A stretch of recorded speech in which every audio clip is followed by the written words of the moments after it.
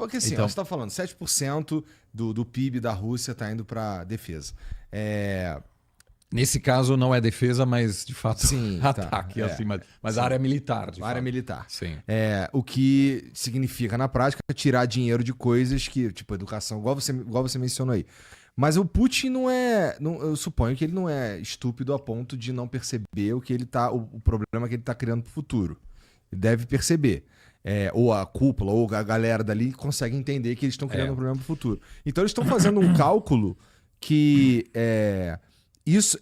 essa aposta que eles estão fazendo, se eles tiverem sucesso, meio que é irrelevante, assim, torna irrelevante o problema que vem depois. Olha, o poder está muito concentrado no Putin. O chanceler da Rússia não sabia da decisão do Putin de invadir a Ucrânia em 2022. Ele foi informado. Ou seja, tem aí uma situação um pouco diferente de outros países. Eu acompanho o Lavrov, o chanceler da Rússia, há muitos anos, porque eu trabalhei com países BRICS e isso me deu algum acesso à máquina russa. Eu tive diplomatas russos que eu conheço há uma década que uma semana antes da invasão me olharam e falaram, cara, te garanto, a gente não vai invadir. Puta merda. Entendeu? Então, assim, ou os caras estão mentindo na minha cara. Uhum. Só que assim... Ou o Putin é maluco mesmo. Por que vai fazer isso? Porque uma semana depois eu escrevi pro cara e falei, como é assim? E aí o cara falou, olha, realmente mudou o cálculo e tal. Eu acho que, assim, O que você achou da entrevista do Putin lá pro americano, cara? Então, é interessante que cada um tem aí seus interesses. O Tucker Carlson... Só uma coisa, cara. Eu tava vendo o TikTok, tá formigando o TikTok. Ainda não vi ninguém falando aqui no YouTube sobre a revelação lá do Jesus Black, né? Sobre as gravuras lá, sobre as obras de arte lá que o Putin lançou aí. Que, pô, deu a lógica, né? Pelo amor de Deus, né? Sol quente do caramba na telha. Pô, talvez Jesus não teria o meu estereótipo. Ou talvez teria, né? Porque, né, Etiópia tava lá pertinho e tal. Mas, louro do olho azul, pai. Papo de francês, papo de, sei lá, holandês. Que holandês também, a maioria é preto também, mas enfim. Ninguém tá falando disso aqui no YouTube, cara. Deixa nos comentários se você ouviu aí sobre o Jesus Black. Aham. É trumpista. Sim. E tem aí ele não tá interessado no assunto da Rússia mesmo. Ele quer utilizar a entrevista com o Vladimir Putin para enviar uma mensagem ao eleitorado que os Estados Unidos estão indo mal, que a Rússia não respeita o presidente dos Estados Unidos, etc. Então, ele tem uma agenda política interna, inclusive ele pode ser o vice do Trump. E aí a gente entra numa discussão, porque assim, o Putin com certeza não entrou ali para ajudar o Trump ou o Tucker, né? Não. Ele tem um objetivo com isso também. Inclusive, o Putin não está sendo entrevistado por nenhum dos meios principais ocidentais. E um cara relevante nos Estados Unidos viajar até Moscou, fazer essa entrevista. E o Putin meio que tratou o Tucker Carlson mal, entendeu? Meio que... Então, ele internamente pode falar, olha esse cara aqui, fazendo essas perguntas bestas. Ele reclamou depois das perguntas simplistas e fáceis. Por quê? O Tucker Carlson não quis mesmo entrevistar o Vladimir Putin. Ele quis buscar formas de enfraquecer o Biden, né? Que eu diria, ele ou o J.D. Vance, que é um senador de Ohio, e um autor muito interessante, um cara que também esteve em Munique. Os dois estão aí tentando se apresentar como possíveis candidatos a vice do Trump, que será o principal candidato nas eleições presidenciais em novembro. Mas eu acho que o Vladimir Putin, acima de tudo, sabe, ou na cabeça dele, o legado das lideranças russas, que, vamos combinar, a Rússia tem uma lógica imperial. A esquerda brasileira às vezes diz, não, a Rússia não existe imperialismo russo, porque parte da esquerda brasileira é tão anti-americana que só há imperialismo ocidental. Então, que obviamente é uma leitura muito seletiva da história, porque imperialismo é muito mais antigo do que o Ocidente. Ou seja, tinha muitos impérios antes do Ocidente. Tem os caras que nem sabem direito o que eles estão falando. A história ocidental é muito pequena, se você olha... Tem uma história pré-ocidental fascinante. Né? E aí, claro, é cheio de império. Né? E no outro dia foi interessante porque o Vladimir Putin, nessa entrevista do Tucker Carlson, ele disse, olha, ele justificou a ambição russa de retomar, de controlar a Ucrânia, dizendo que aquilo já no passado fez parte da Rússia. Então, o ex-presidente da Mongólia postou um mapa e disse, isso aqui tudo foi Mongólia no século XV. Vamos receber tudo de volta. Porque, obviamente... É um argumento de merda, né? Porque... Né, eu sempre digo assim, a minha família, a família da minha mãe vem de uma região chamada Alsácia, que antigamente era Alemanha, hoje é França. Então perderam tudo. A família do meu pai vem o que antigamente era Alemanha, hoje é Polônia. Perderam tudo.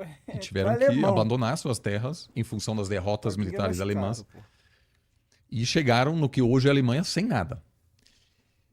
Então, e o meu pior pesadelo de qualquer pessoa de descendência alemã é um dia um político alemão chegar e falar assim, Alsácia e Prússia, vamos retomar esses territórios para reestabelecer a glória antiga alemã.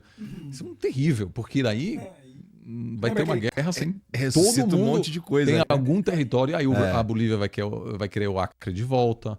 Enfim, aí você tem uma guerra, terceira guerra mundial permanente, porque tem muitos territórios que hoje são do fulano, mas tem 3 outros países querendo aquela terra de volta, né? A Polônia, algum tempo atrás, nem sequer existia, porque a metade era da Alemanha, a outra metade da Rússia. Então, na leitura do Vladimir Putin, ele quer entrar na história como o líder que vingou, que reverteu essa grande derrota geopolítica da União Soviética no início dos anos 90.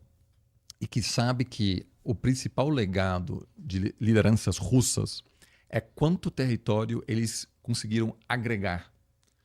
E isso é um pensamento imperial clássico, né? Porque não há uma fronteira clara.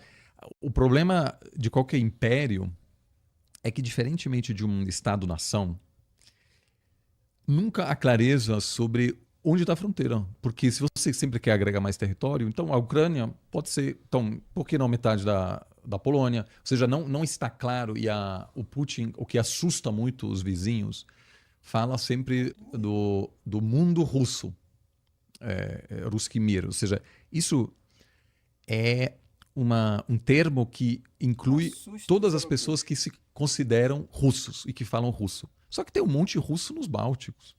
Então, os governos dos países bálticos estão, tipo, com essa justificativa, a Rússia pode invadir vários outros países, né? Então, isso é muito complicado, porque, por exemplo, em Alsácia, tem muita gente falando alemão, só que eles são franceses, porque a Alemanha aceitou, né, que aquilo não faz mais parte da Alemanha. Eu espero que nunca mais queira ocupar esse território novamente. Então, eu acho que o cálculo do Putin não é o estado da economia a curto prazo. Ele pensa mais de longo prazo. E tem um episódio muito interessante de um historiador que ele é um tipo um Igor russo. O cara foi... Que o nome dele, inclusive, pode ser Igor, né? Mas ele foi professor, historiador, e começou a ter um programa...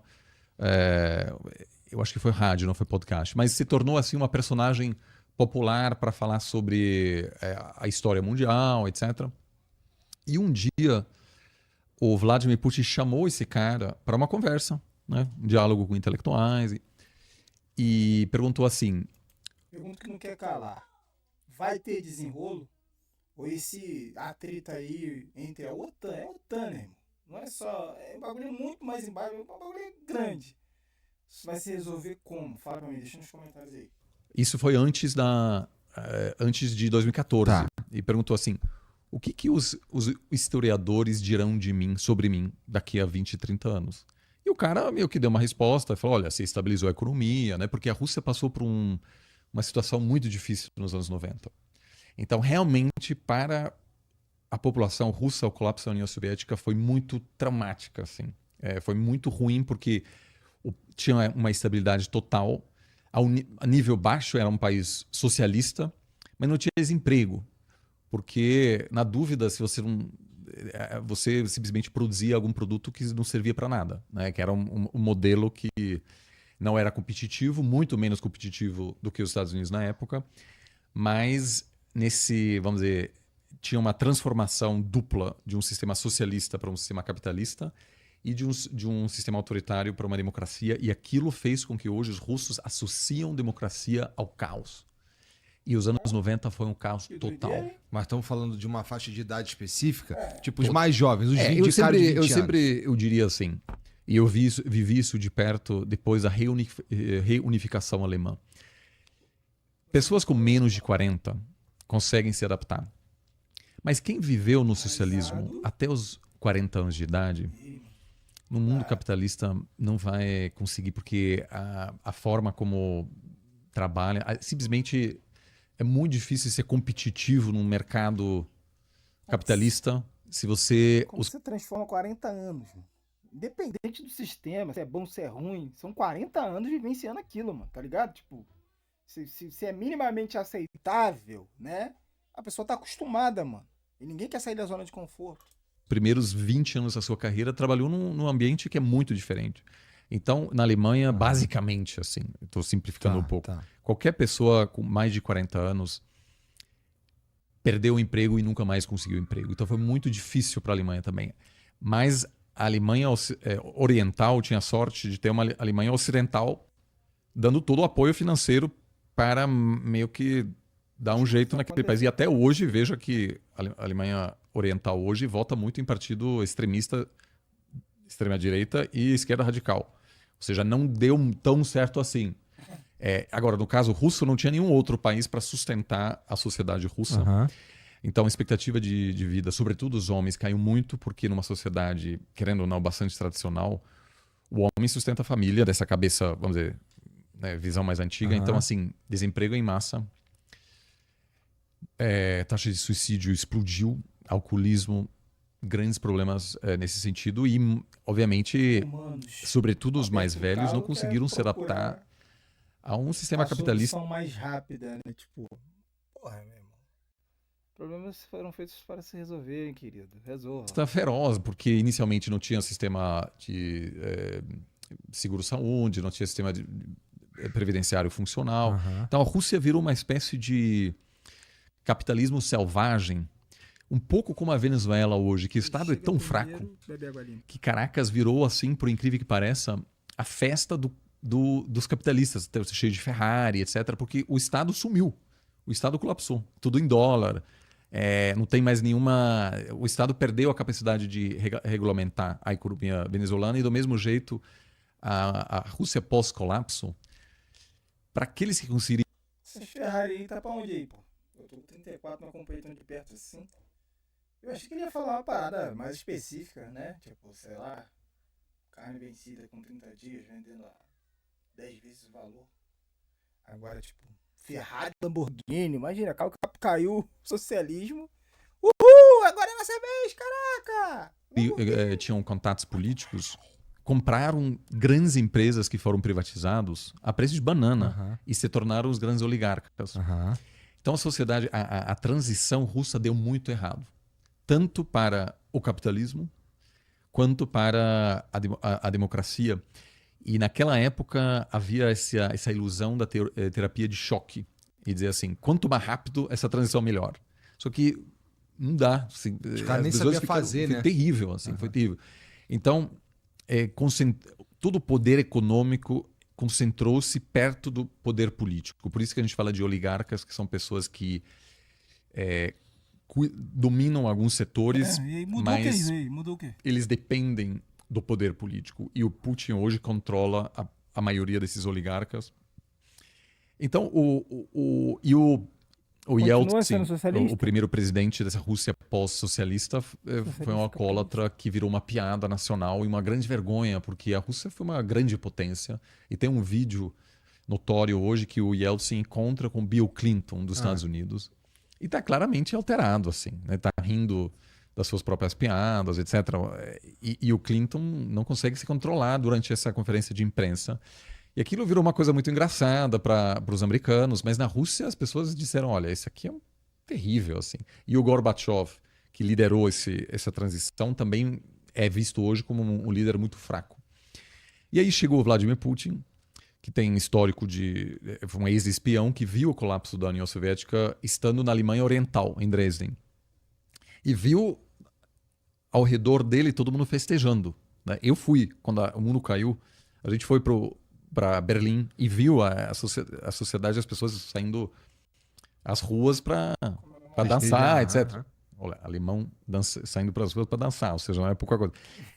Então, para o Vladimir Putin, aquilo foi um processo muito difícil. Então, essa visão de restabelecer a Rússia como grande potência faz parte da missão, eu diria, dele. E quando ele falou com aquele historiador, e o historiador disse, olha, você estabilizou a Rússia depois desses anos de caos, o Putin respondeu, só isso? Só isso e não Só mais isso. nada? Eu só estabilizei a economia russa. Imagina, pai. E ele chamou, depois da invasão, esse historiador de novo. E quando iniciou a conversa, o Putin falou, e agora? O que você vai escrever de mim? O que os historiadores vão escrever de mim? Anos depois, né?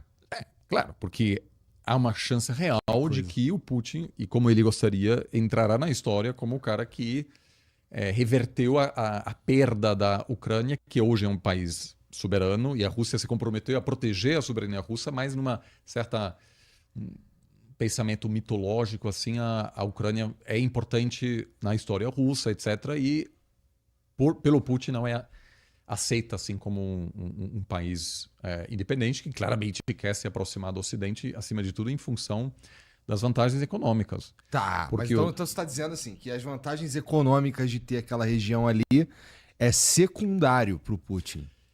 Eu acho que, assim, tem uma...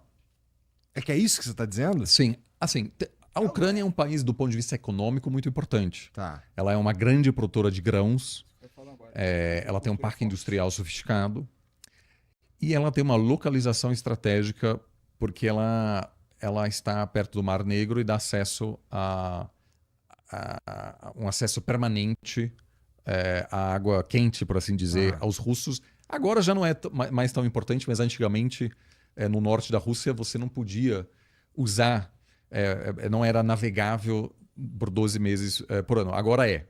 A mudança climática tirou parte do gelo que... Todo mundo falou água quente, eu falei, caraca, o que foi? São águas termais? Não, é que não congela, não necessariamente quente, é que ela não congela e dá pra você passar, entendeu? Que loucura. Possibilita a Rússia ter outras opções para o tráfico de embarcações. Mas o Mar Negro, claramente, é importante, dá acesso ao Bósforo,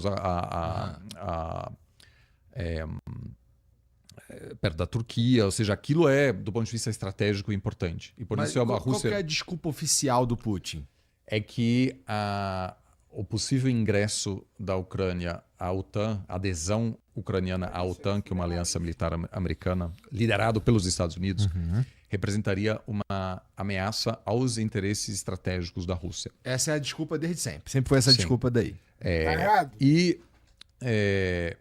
na leitura russa, os Estados Unidos violaram uma promessa que não existe por escrito, mas depois da Segunda Guerra, depois do fim da Guerra Fria, havia uma expectativa russa e também uma intenção americana de não ampliar a OTAN, respeitando as preferências estratégicas russas. Só que hoje em dia, o pensamento de esfera de influência, ele não existe mais como existia antes. Ou seja, se você diz, tudo bem, esse país faz parte da zona de influência de uma grande potência, você, no fundo, questiona a autonomia e a soberania desse país. A soberania desse país. E aí, porque a Ucrânia, ou, por exemplo, a Polônia, é um caso clássico. A Polônia, que já foi invadida pelos russos, queria fazer parte da OTAN para se proteger contra possíveis agressões russas, porque uma vez fazendo parte da OTAN, que é uma aliança de defesa coletiva, quer dizer que, a princípio, um ataque contra um membro é um ataque contra todos. Portanto, os Estados Unidos interpretam o ataque contra a Polônia como se fosse um ataque contra os próprios Estados Unidos e, dessa forma, a Polônia garante a sua segurança. E uma coisa que eu ouço muito de políticos, e contribuição. na Índia, e já vamos falar disso, Aham. eu encontrei vários políticos e acadêmicos russos alinhados ao regime, que muitos críticos ao regime tiveram que emigrar. E muitos deles estiveram em Munique. Então, eu encontrei com muitos analistas russos no exílio que estiveram em Munique, como, por exemplo, a esposa do Navalny. Aham. Então, na interpretação nomes aí, russa, toma muitas cuidado. vezes se diz a OTAN expandiu, ou seja, meio que obrigou os países do leste europeu a fazerem parte dessa aliança. Só que se você olha a dinâmica, foram esses países que pressionaram a OTAN, dizendo, olha, queremos fazer parte da OTAN. E aí, a Ucrânia é um caso interessante, porque quando a Rússia invadiu a Ucrânia, não havia uma perspectiva real da Ucrânia fazer parte da OTAN. Até hoje, eu não acho que a OTAN vai topar Pra esse barulho. dar as boas-vindas à Ucrânia, porque uma vez que isso acontece, países como Portugal, Espanha, Estados Unidos tiveram que entrar em guerra contra a Rússia se a Rússia atacar a Ucrânia. E eu simplesmente não acho que os europeus estão dispostos a fazer isso. Ou seja, Gás, não é assim, frio. ótimo, vem cá todo mundo. Tem uma baita responsabilidade também, e países da OTAN precisam se perguntar, eu estaria disposto a defender esse país? É isso, rapaziada. Eu termino por aqui. Deixa nos comentários o que vocês acharam disso. Eu vou ficando por aqui. Forte abraço. Vejo vocês no próximo vídeo.